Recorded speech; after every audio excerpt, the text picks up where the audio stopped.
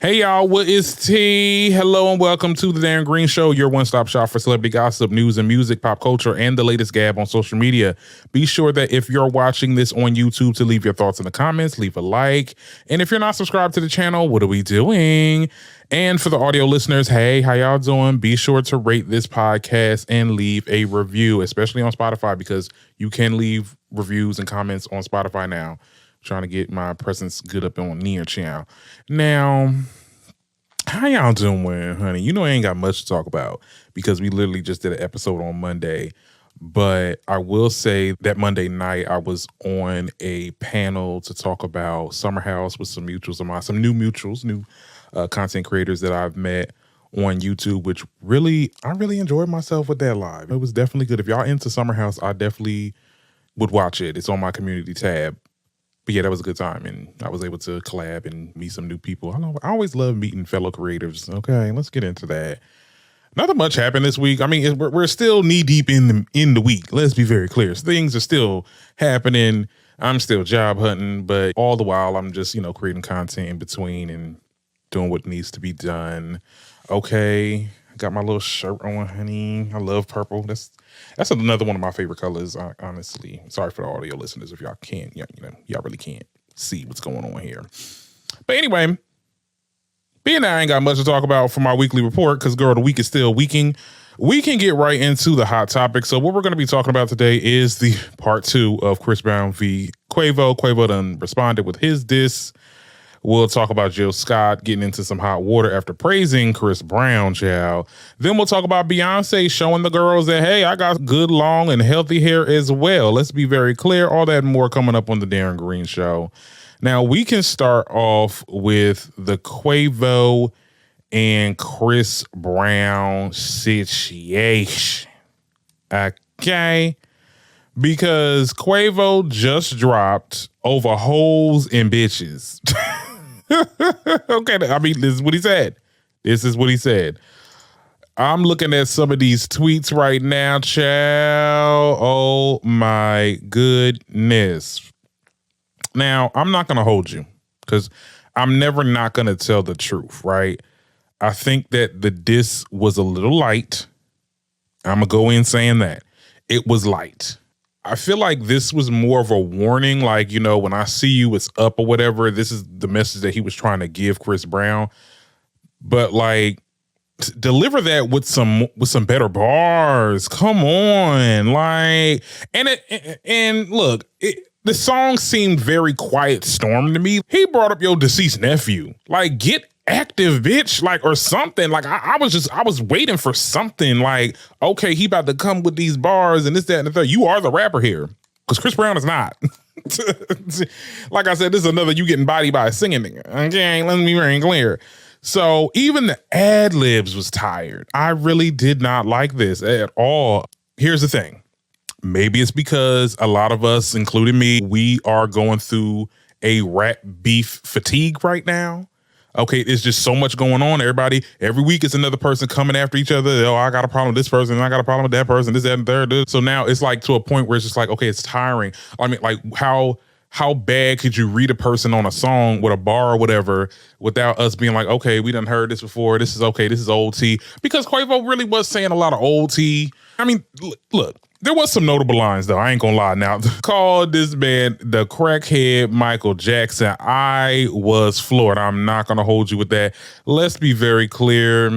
Allegedly, honey. Girl, we know Chris Brown, it has been talked about that he gets into the Tina, and it shows in his performances, child, because the way he be dancing, I'd be like, girl, what we doing?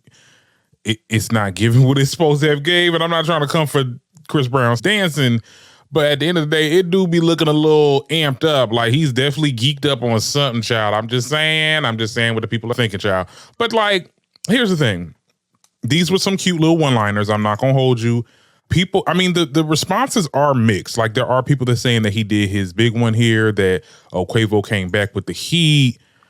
And then we got some people like, this was Quavo's response, like, you missing every shot. You missing every punch shot. He like, girl.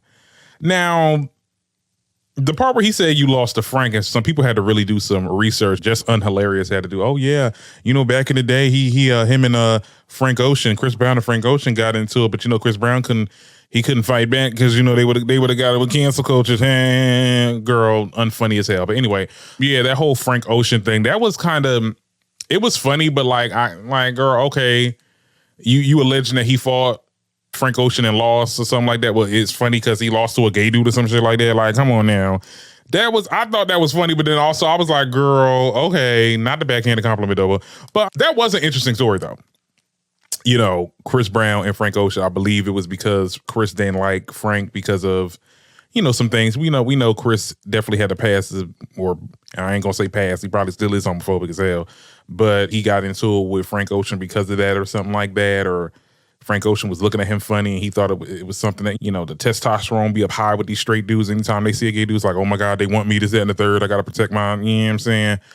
But it's funny how he said that he lost to him. He brought up the whole Sweetie situation. I mean, basically, he said that I could take a model and make a Sweetie. Okay. And at the end of the day, girl, is there some truthness to it? I think so. Because let's be clear.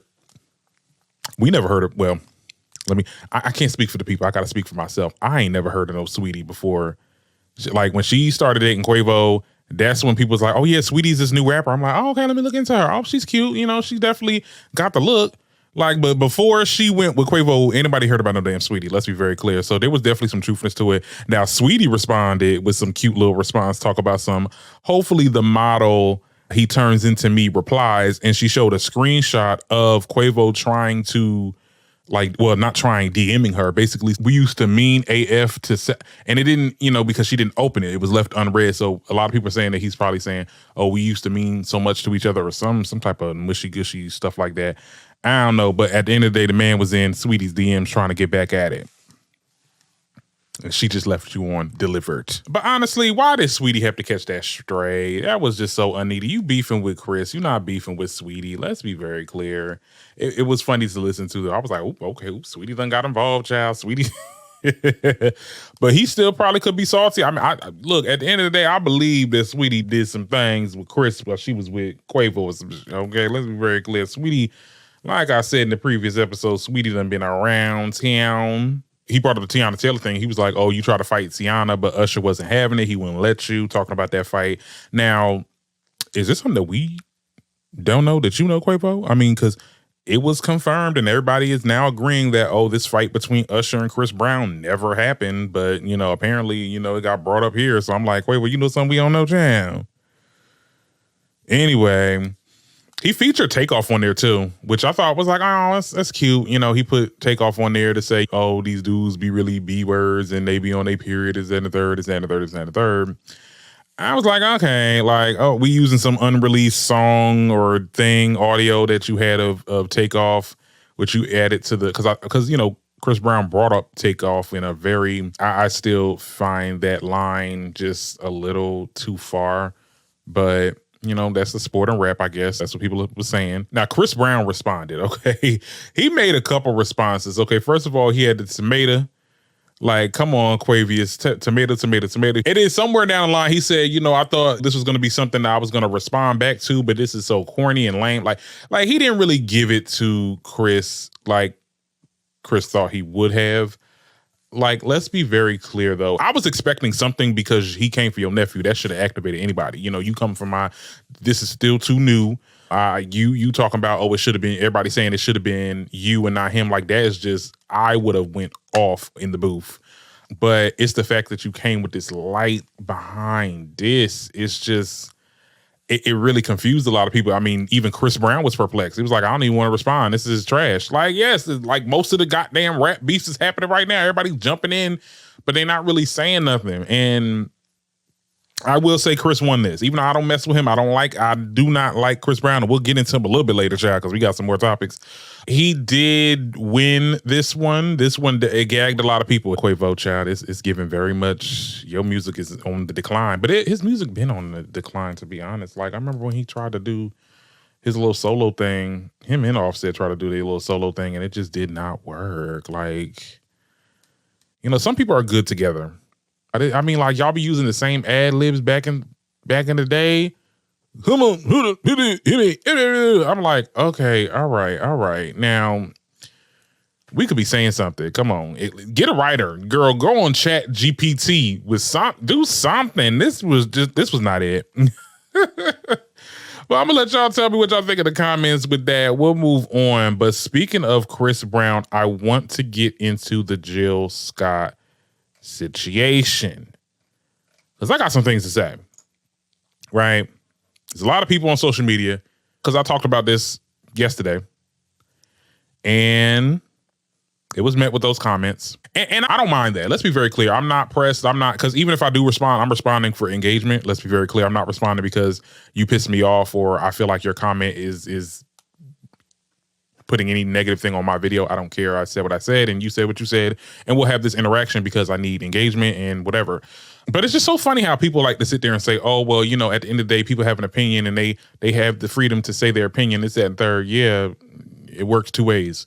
But let's get into it. Right. So the internet was not here for Jill Scott sharing her vote of support for Chris Brown.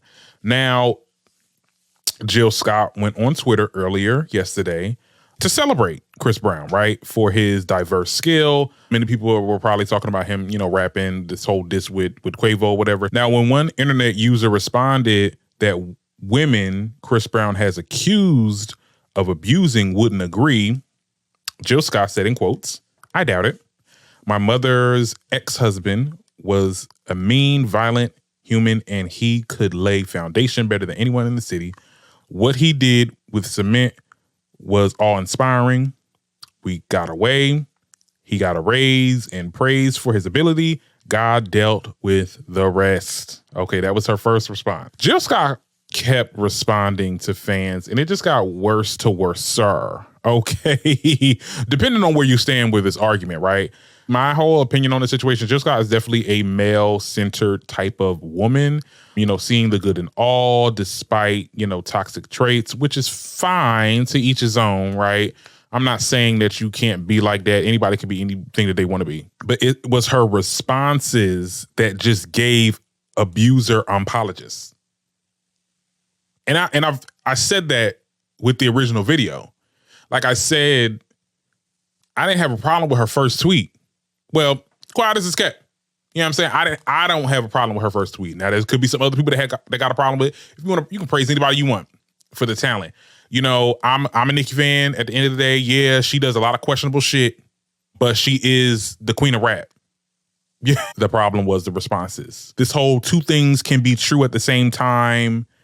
You can be an abuser and still talented. That same rhetoric is the same that people use when they want to justify listening and bumping and grinding to some R. Kelly. Now, the point in her responses was to showcase the fact that everyone deserves love and compassion, even when they do wrong things. And I find it so funny that in this same conversation, that same compassion is not extended to victims. Okay, when a user says his victims would not agree with your sentiment, your reply is "I doubt it," followed by more gaslighting. That's the problem. It's the responses. And the responses got worser and worser because that story about your mother's abusive ex-husband, oh, but you know, he can lay some good foundation though. You know, he was a bad, abusive, violent person, but he could lay some foundation. And you know what? The part where she said God dealt with the rest. Let me tell you something. I'm sorry. I watched a lot of Tyler Perry movies too. Okay, when it came to let peace be still and let God handle all the stuff and karma and this, that. Look, let me tell you something. I'm with Medea. God take too long. Okay, I'm holding somebody accountable. Okay, they do some fuck shit. I'ma speak on it. I ain't messing with you. You know, it's up. It's on site. No, that whole thing, let the God of the universe handle it. Child, I ain't got that much faith, to be honest. I'm sorry. But honestly, that comment it's whatever. But the part that really got me that so many people found profound, right, was the part where she was like, if/since women hear the stories they should avoid that street. Running backwards and moving traffic makes zero sense. Now, let me tell you, if people in the comments like, oh my goodness, she's so witty and because you know how these R&B singers, they love to be mysterious and stuff like that. Let me tell you what that gave. It gave, you shouldn't have wore that skimpy ass skirt in front of Uncle Lester because you know he liked to look at little girls. That's what it gave. It gave victim blaming, and that's where the conversation went nasty, right?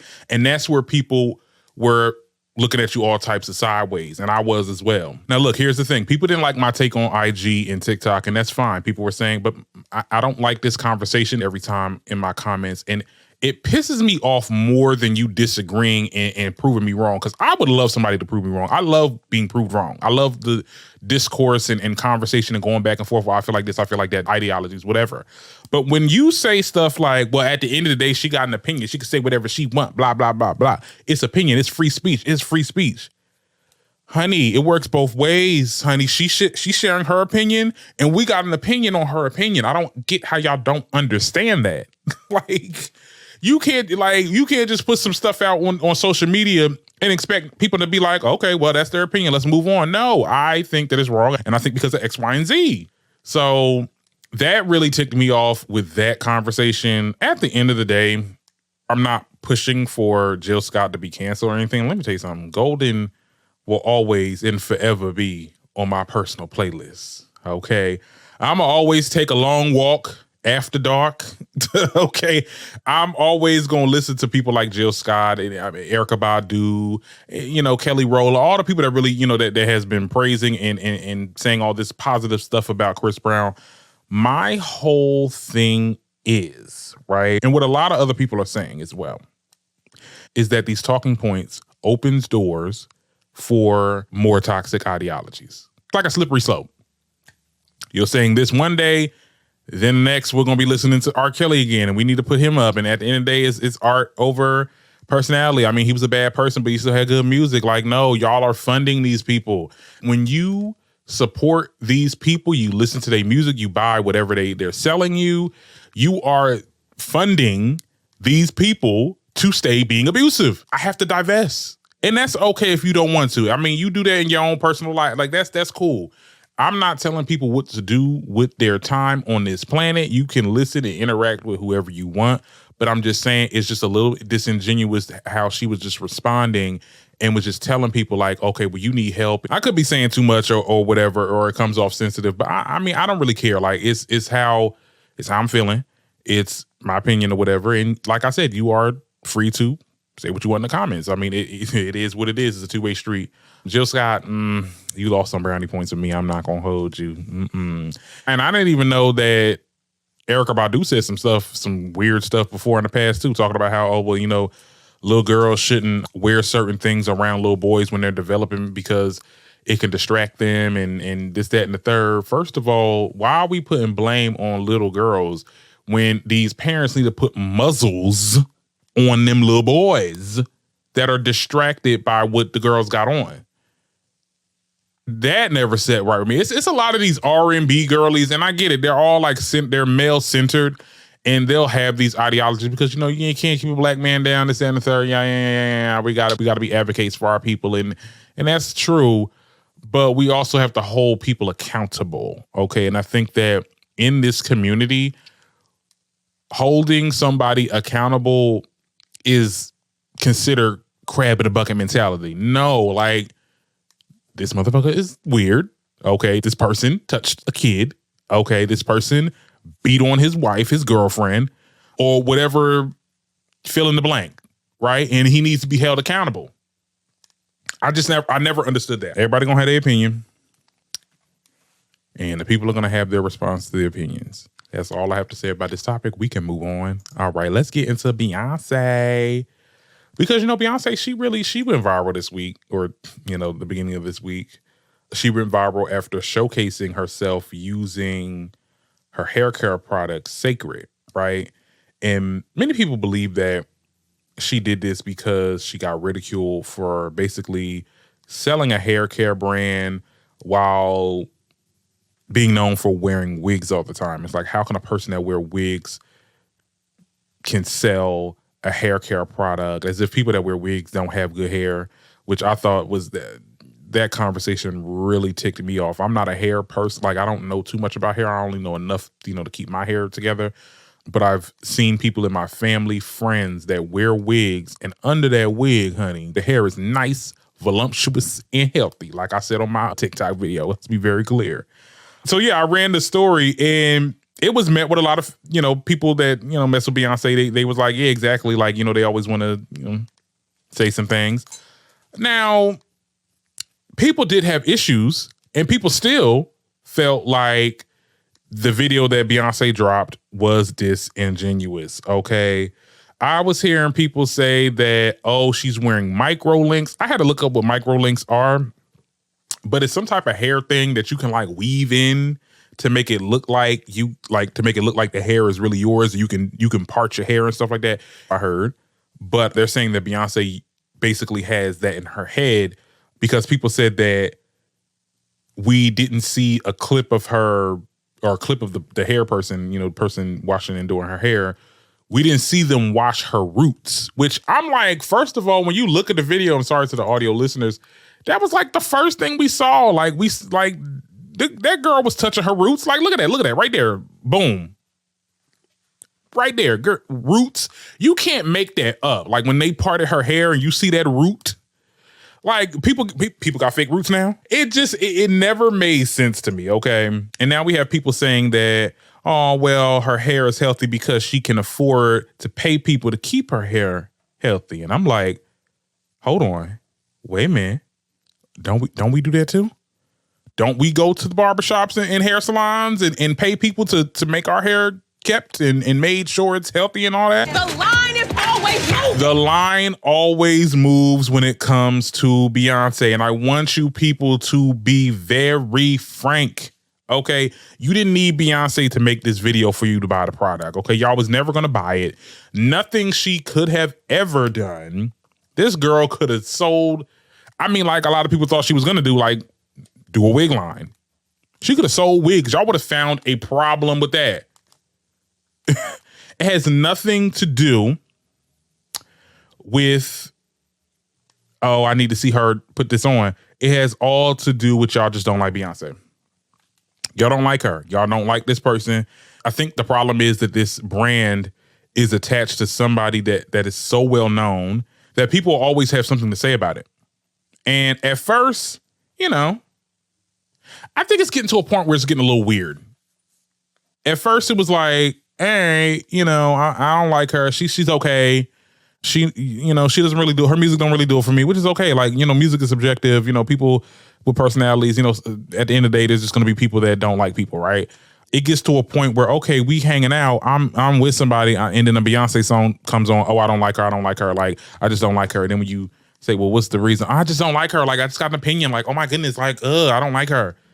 Like, y'all make it your whole personality not to mess with this person. Literally, she can literally post anything and people will have something to say about it. It's like a backlash every time this girl, I'm a type of person, I don't care about the plights of celebrities, but some celebrities, y'all really got it bad. Like, anything you do, it's either a political move or you trying to get money off people or you doing something and you not really telling the truth about, like, girl, lying about your hair. Like, it's always something, and it's so weird. And then when people, because at the end of the day, when you come to somebody's fave, you get berated with comments and stuff like that. And it's like, oh my God, like, I just can't say my opinion. Like, free speech. Back to the original conversation. If Beyonce does use micro links or has some magical lace front that we can't tell it's really hers or something, does that change anything? Or do we believe that people that use extensions have bad hair? Which I don't think is true. Hair extensions are for what? Hair extension, okay? It is made to make your hair, appear like you have more, but it's not to say that the hair that's under it's bad. I think this is really rooted in anti-blackness. I don't want to use that word too loosely, but I can remember back in high school, there were people that were, and I'm not saying that there's a lot of non-black people in the conversation, because it could be, because there's a lot of people that ain't got no profiles, right? And they got no pictures in their profiles, right? But they would say, "Oh no, a non-black person, oh no, this is I can have extensions. It's called extensions. With you, it's a weave. That's because y'all got bad hair and y'all can't keep your hair together, so y'all gotta hide it under. Like that is like the same like talking points, and it's bad that it's black people, black women especially, that is saying it and is spewing it, and it comes off as hate because when we look at your hair in the videos, I'm like, okay, I can see how y'all got here. I can see how y'all got here. It's a messy conversation. It is beyond Beyonce at this point. And it really has to do with, we need to get educated on what good hair care is. You can have wigs. You can have all the wigs and weaves in the world. Your hair still could be good. You can have the longest hair in the world and your hair could be bad. Scalp is horrible. Okay. Needs some healing. Needs some health. All right. Girl, it's not about the length.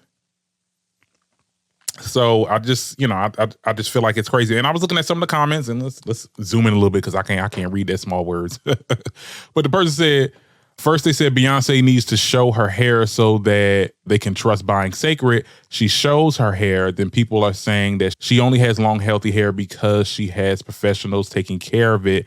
Isn't that the same, like I just said with the hairstylists, right? Not me waking up this morning to Beyonce on my timeline, shutting up all the naysayers who said that she couldn't sell her hair care line because we never seen her hair when it's been in plain sight this whole time. I got one question for y'all. Satisfied now? No, they'll never be satisfied. And then this one person said, Beyonce is waiting on people's honest reviews about Sacred before posting this video. Just shows how much confidence she has on her products. Let the products speak for itself. Now, I will say this about the products. I have done research on, people's opinions and thoughts on it, like people that actually used it. Now, it's very mixed. I'm not going to hold you. I don't want to mix my words too much because, like I said, I have not tried the product, and I wish to. That's something because I got some good hair, okay, and I really do want to try new brands and stuff like that. It's pretty mixed. There's some people saying that it really is good. Some people saying it's kind of mid.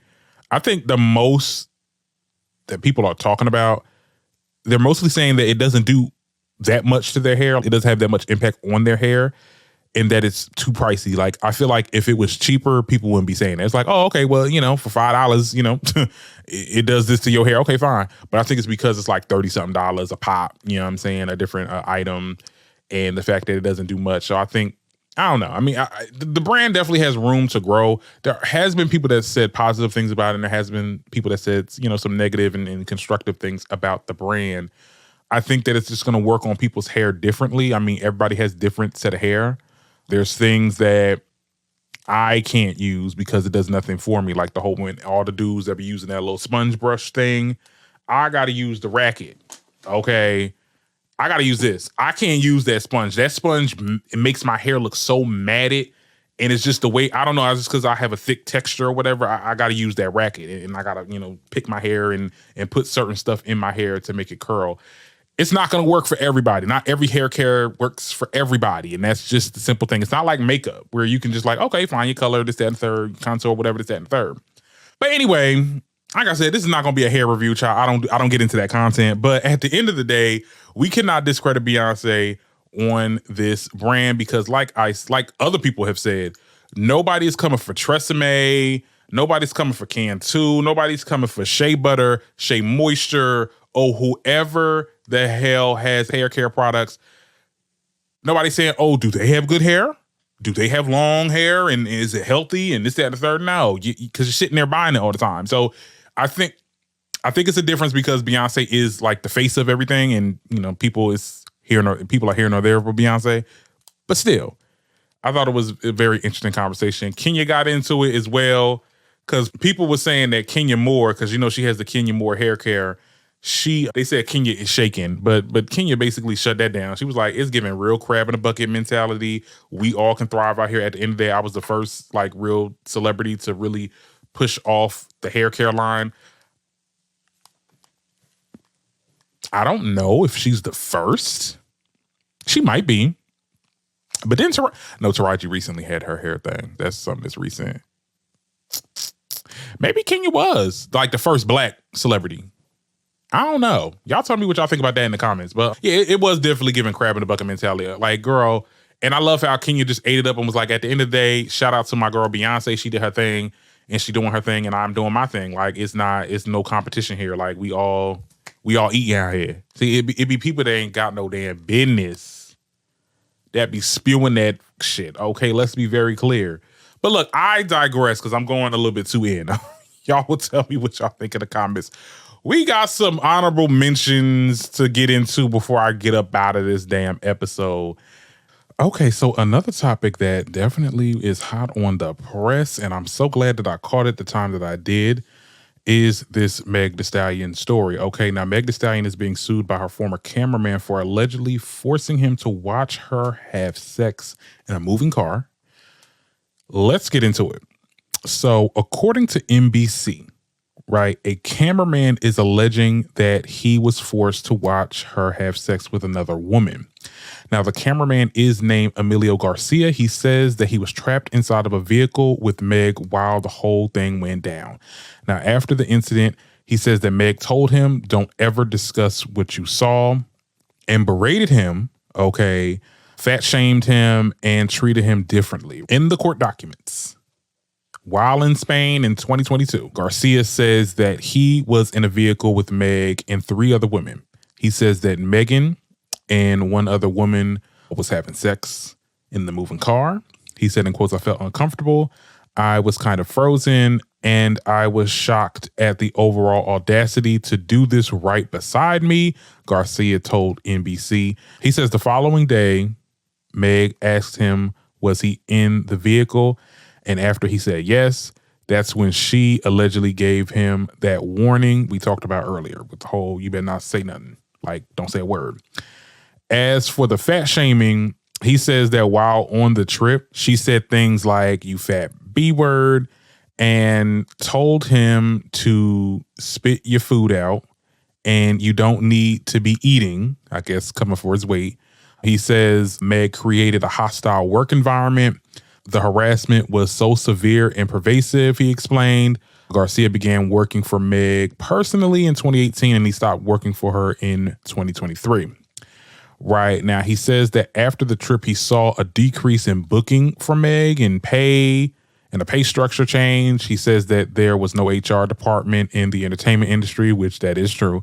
So he's advocating for himself. He says Meg also misclassified him as an independent contractor instead of an employee. So he was unable to get health care. Per the report, the suit seeks unpaid wages as well as interest on the unpaid wages, unpaid overtime wages, and other employee benefits at the legal rate. Okay. So I'm getting my money back. Okay, first of all, I need my money. I need what I'm worth. And also, I want to get you because you sat there and you did all that while I was in this damn car. Reading this, it seems like Meg didn't know that he was in the car. But, girl, if that's true, why are you having sex in a moving car? In a moving car? I mean, I get if you want to, get it how you live it, girl. But scope the perimeter before we do some stuff like that. Honestly, girl, what's going on? This is very new. This is very all of a sudden too. Okay. But I'm not going to victim blame, right? Because there could be some foul play here. Megan is not above criticism at all. Okay. Like a lot of people like to sit there and say, I give her a pass because the whole Tory Lane, no, he did what he did. Right. And if this is true, then she did what she did and she needs to be held accountable for it. And you need to pay that man his worth. The part where he said there's no HR in the entertainment industry, I'm like, girl, this is what you got into. This is what you signed up for. Ain't no health care. You better talk to her higher ups. I know she not independent. Oh, I think she is independent now, right? Yeah, because she's not with 1501 and she's kind of working with Rock Nation a little bit. She might be independent. Ooh, girl, Megan, you might have some, that boy might have a case on his hands, child. I don't know, child, but y'all would tell me what y'all think about that in the comments. Chingy, we'll get into Chingy because, yeah, he basically got on an interview and talked about how, Sidney Starr lying on him really hurt his career and he lost from it and she basically gained a lot from it. And Sidney responded, we'll get into it. But this is essentially what he had to say. Business and understanding all the BS that can come with this business, far as untrue rumors and just how it be shady characters, whether they artists or executives in this business, and who can tend to try to derail your career and sabotage. Now it's a lot of stuff that go with this stuff. And in that aspect, for us, the shady business, I don't appreciate all that. You know what I mean? But far as the music and selling millions of records and having radio hits, I feel like I did a great deal with that. All right, so you talk about the shady rumors, the false rumors of Sidney Starr. You know, that's been well documented at this point. When that happened, I lost a lot of stuff based off a lie, which was that was the most oddest thing I've ever seen. And man, when the individual apologized and it so-called went away, which it took years to blow away, man, ain't nothing good happened from that for me. I'm gonna tell you that. When an artist such as my caliber, who sold millions of records, was once one of the biggest artists in the world, they look at that different. If they not seeing you at these award shows all the time, on the radio all the time, they like, well, where's he at? What's wrong? But what was wrong was a lot of sabotaging and bull crap in this industry. You guys never accepted her apology, but you kind of kept it moving. Yeah. To be honest with you, man, like, it was spilt milk, and I lost a lot from it. That person gained. I'm not gonna hold on to something. It is what it is. Apologize, cool. I'm going this way. Let that entire individual do their thing, and a lot of stuff, man. But that situation, that hurt my career. Like, I'm just gonna be honest about it. It really did. With that being said, what inspired New Beginnings is I'm a guy who looks to nature for a lot of answers. And when I say that, just like the cycle of... Okay, we can stop here. So Sidney Starr responded in the comments. She basically said, I was very apologetic and I took accountability. I was looking for attention at the time in my life to get known because trans women were not looked at for anything but negativity. I said I was wrong and I lost a lot too. Okay. And if I could take it back, I would. I've asked for forgiveness and I'm a good person. At the end of the day, there's nothing more that I can do. Let me look at some of these comments, what they saying. Somebody is interesting that transphobia is what ended his career and people are using the same transphobia to vilify the trans person in question. Now, here's the thing. This is a very sticky situation. I definitely feel that Chingy's career was affected by this rumor. And I think that Chingy is only blaming Sidney in the situation. I mean, Sidney was the one that lied. Sidney is like the problem here. Like, I'm not justifying what she did. That was wrong. You made up a lie, and that is really detrimental for a lot of people in the hip hop community, because when you get looked at in that way, then yes, you do get blackballed and you won't get invited to award shows. But also, I think the industry itself is messed up for blackballing him because of that rumor. Now, personally, I think he's also a one-hit wonder too. I don't think he had much of a career after his little come up. Let's be very clear on that. Just saying. And also, I don't want to police people on how they should harp on what people did to them. But I think it's more than Sidney that he should be upset with, because it still seems like he's like upset by her. It is what it is. But to say that, oh, she gained everything, I don't think that that's true either. I mean, I think that her career is and has always been built off mess. She came into the game with mess, and that's the type of person that she is and will always will be. She will never be at a high caliber than what she wants to be because of that situation. Now that situation has gone viral because we didn't know who she was back then. How was Sidney gaining anything? The girl on OF, and I'm not saying when you on OF you're not making it, but I'm just saying, like, she not on no cover. She not on no award shows and celebrity appearances and stuff like that. She's on the outskirts, just like you are. She didn't gain from this. So I think that's a lie. And I mean, y'all will tell me what y'all think in the comments, but, you know, I definitely feel like, you know, at some point, you know, we got to move on with our lives, honey, child. It's not just that people blackballed you. It's just that you was not that, I don't want to say you're not that girl, but I'm just saying, like, he's saying he was about to be the biggest artist in the world. Is biggest artist in the world with us right now? Was it with us back in the early 2000s? I don't think so.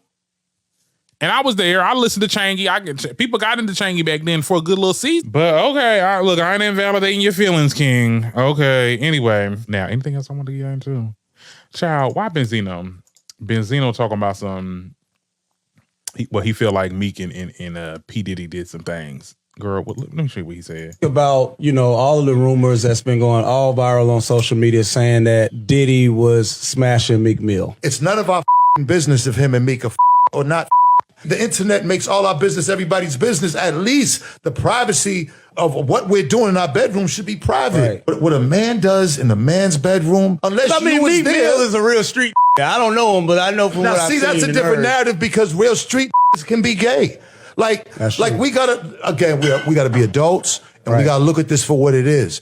You can't have a personal opinion on who unless you are in the room with him. Right. Okay, so this is the first time I'm actually hearing this. I kind of agree. Now, despite all of the stuff that's going on with Diddy and his trafficking, you know, rumors and all that's happening with him, I don't condone that. And I've said this plenty of times, like to friends and stuff like that. And I guess I'll say it here too. But the whole thing, the whole rumor of they all doing F-offs and stuff like that. And a lot of these rappers are sleeping with each other, with other rappers and this, that, and the third. And it's like this secret society or whatever.